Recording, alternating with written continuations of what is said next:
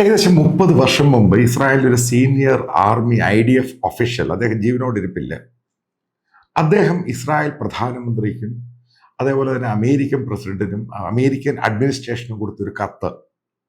അന്ന് അതാരും ശ്രദ്ധിച്ചില്ല. പിന്നീട് അദ്ദേഹം ലോസ് ഏഞ്ചലസ് ടൈമിന് കൊടുത്തൊരു ഇന്റർവ്യൂ ഉണ്ട്.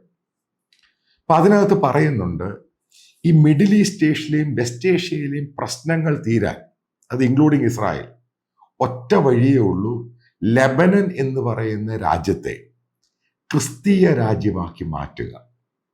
ആലോചിച്ച് നോക്കുക, ഈ ഇസ്ലാമിക് റവല്യൂഷന് ശേഷമാണ് ലെബനൻ എന്ന് പറഞ്ഞ രാജ്യം, ക്രിസ്ത്യൻ ഭൂരിപക്ഷമായിരുന്നു, അവിടെ മുസ്ലിം ഭൂരിപക്ഷത്തിലോട്ട് പോകുന്നത്. അതിൻ്റെ പ്രസിഡന്റിന്റെയും പ്രൈം മിനിസ്റ്ററിന്റെ സംഭവമുണ്ട്. അതിൻ്റെ അകത്ത് ഒരു പ്രസിഡന്റ് ക്രിസ്ത്യൻ ആണെങ്കിൽ പ്രൈം മിനിസ്റ്റർ മുസ്ലിം ആകണം എന്ന് പറഞ്ഞ ടേംസ് ആൻഡ് കണ്ടീഷനിലാണ് അവർ പോകുന്നത്.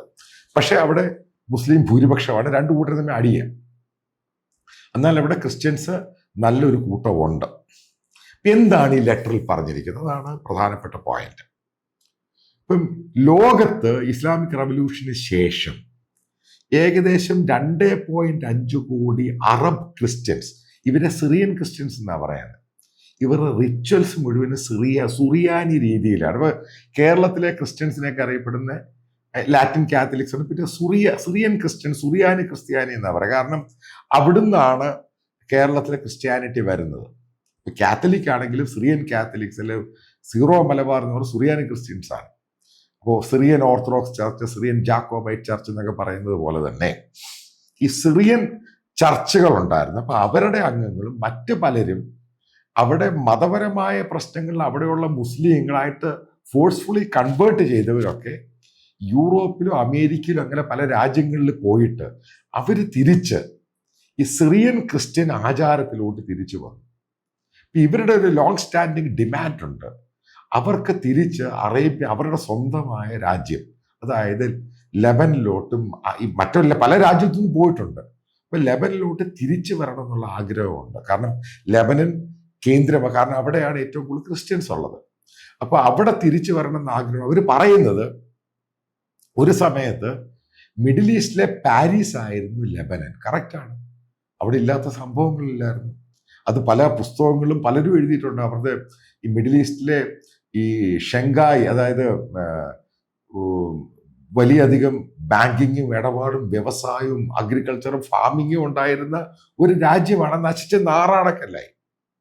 അപ്പൊ ഈ രാജ്യത്ത് വരുവാൻ വേണ്ടി അമേരിക്കയും ഇസ്രായേലും സഹായിച്ചു കഴിഞ്ഞാൽ അവിടെ ഒരു ക്രിസ്ത്യൻ രാജ്യമാകും, ഭൂരിപക്ഷ ക്രിസ്ത്യൻ രാജ്യമാവുകയാണെങ്കിൽ മിഡിൽ ഈസ്റ്റിലുള്ള പല പ്രശ്നങ്ങൾക്കും പരിഹാരമുണ്ടാകും. ഇതാണ് ആ ലെറ്ററിൽ പറഞ്ഞത്. ഇത് ഇപ്പൊ വലിയ ചർച്ചയാവുകയാണ്. കാരണം ഹിസ്ബുള്ള ഇസ്രായേൽ തർക്കത്തില് അതിന്റെ കാരണം എന്ന് പറയുന്നത്, മിഡിൽ ഈസ്റ്റിലെ ഷിയ സുന്നി ഇഷ്യൂ അതൊരിക്കലും തീരുന്നില്ല. അത് അവരും തമ്മിൽ അടിച്ചുകൊണ്ടിരിക്കുക. കാരണം പല ഇഷ്യൂ ഉണ്ടാകുമ്പം അതിനെ ആങ്കർ ചെയ്ത് സ്റ്റോപ്പ് ചെയ്ത് ഒരു നല്ലൊരു രാജ്യം അതിനെ ഡോമിനേറ്റ് ചെയ്യുവാൻ വേണ്ടി അങ്ങനെ ഒരു രാജ്യം അവിടെ ഇല്ല. ഇപ്പൊ സൗദി അറേബ്യ ആണെങ്കിൽ ഡിഫൻസിന്റെ കാര്യത്തിൽ വളരെ പുറകില. അറേബ്യൻ രാജ്യങ്ങളിൽ ഒരു രാജ്യത്തിന് അങ്ങനെ ഒരു ഡോമിനേഷൻ ഇല്ല. അതേപോലെ ക്രിസ്ത്യൻ രാജ്യം, ഡെമോക്രാറ്റിക്കലി എലക്റ്റഡ് ആയിട്ടുള്ള ക്രിസ്ത്യൻ രാജ്യം ഉണ്ടാവുകയാണെങ്കിൽ, ഇസ്രായേലിന്റെ അമേരിക്കയുടെ മറ്റു യൂറോപ്യൻ രാജ്യങ്ങളുടെ പിന്തുണ ഉണ്ടാവുകയാണെങ്കിൽ ഇസ്രായേൽ എന്ന രാജ്യം പരിപൂർണമായിട്ടും സേഫ് ആയിരിക്കും എന്നാണ് ഈ നിഗമനത്തിൽ പറയുന്നത്.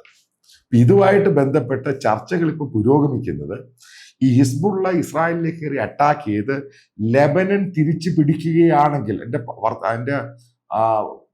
കോട്ട് മനസ്സിലാക്കണം, ഇവരത് തിരിച്ചു കൊടുക്കത്തൊന്നുമില്ല. ഈ പണ്ട് എങ്ങനെയാണ് ഇസ്രായേലിൽ ലോകത്തിന്റെ വിവിധ ഭാഗങ്ങളിൽ വന്ന പോലെ തന്നെ ഈ അറബ് ക്രിസ്ത്യൻസ്, അതായത് സിറിയൻ ക്രിസ്ത്യൻസ് ഇവിടെ വരുവാനുള്ള സാധ്യതയുണ്ട്. അങ്ങനെ വരുവാണെങ്കിൽ അവിടെയുള്ള ക്രിസ്ത്യൻസ് ഇവരെ വെൽക്കം ചെയ്യും. കാരണം അവർ ഭയങ്കരമായിട്ട് ഒരു പെർസിക്യൂഷനിൽ കൂടാണ് കടന്നു പോകുന്നത്. കാരണം അവിടെയുള്ള ഇപ്പൊ ലെബനന്റെ എക്കോണമി തകർന്ന് നാശമായി എല്ലാ രീതിയിലും. അപ്പം ലെബനനാണെങ്കിൽ അറബ് പാട്ടുകളൊക്കെ നിങ്ങൾ ഈ കേൾക്കുന്നില്ലേ പല ആൾക്കാരുടെ, ഇതൊക്കെ മുഴുവനും വന്ന് ലെബനനാണ്.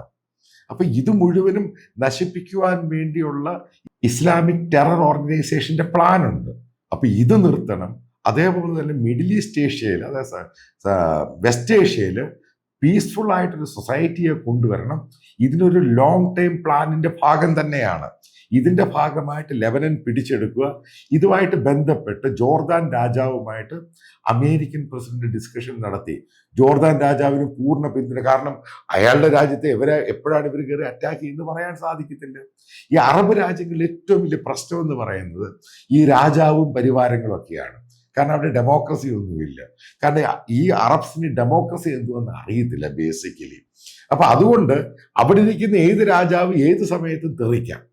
അപ്പം ഡെമോക്രാറ്റിക്കലി എലക്റ്റഡ് ആയിട്ടുള്ള ഒരു സ്റ്റേറ്റ് ലെബനൻ ഉണ്ടാവുകയാണെങ്കിൽ, സ്പെസിഫിക്കലി സിറിയൻ ക്രിസ്ത്യൻ ഭൂരിപക്ഷം ഉണ്ടാവുകയാണെങ്കിൽ, മിഡിൽ ഈസ്റ്റ് ഏഷ്യയിലും അതേപോലെ വെസ്റ്റ് ഏഷ്യയിലും ഇസ്രായേലിന് ഒരു പ്രൊട്ടക്ഷൻ മാത്രമല്ല, അവരെ ഒരു സപ്പോർട്ടിങ് മാത്രമല്ല, അവരുടെ ബേസ് ഉണ്ടാകും. ഇറാന് വലിയൊരു താക്കീതാണ്. മറ്റുള്ള വെസ്റ്റ് ഏഷ്യൻ രാജ്യങ്ങൾക്ക് പ്രശ്നമാണ്.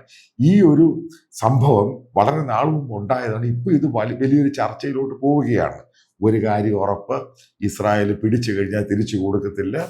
കംപ്ലീറ്റ് വാറിന്റെ ഡയമെൻഷനിൽ മിഡിൽ ഈസ്റ്റ് ഏഷ്യയുടെ വെസ്റ്റ് ഏഷ്യയുടെ കംപ്ലീറ്റ് ഡയമെൻഷൻ മാറുന്ന വാറായിരിക്കും ഇസ്രായേൽ ഹിസ്ബുള്ള വാർ.